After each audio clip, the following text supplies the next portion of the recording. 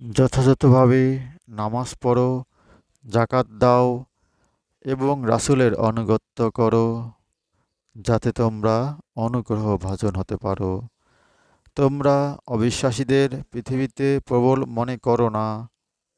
ওদের আশ্রয়স্থল অগ্নি, কত নিকৃষ্ট এর পরিণাম।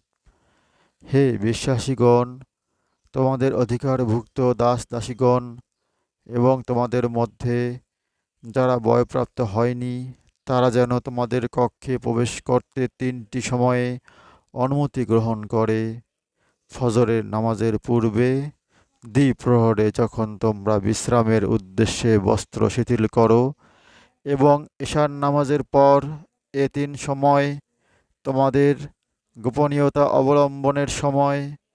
ইহার পর অনুমতি ছাড়া প্রবেশ করলে তোমাদের এবং তাদের কোনো দোষ নেই। তোমরা তো পরস্পর যাতায়াত করেই থাকো। এভাবে আল্লাহ তোমাদের কাছে তার আয়াতসমূহ সুস্পষ্টভাবে বিবৃত করেন। আল্লাহ সর্বজ্ঞ, প্রজ্ঞাময়।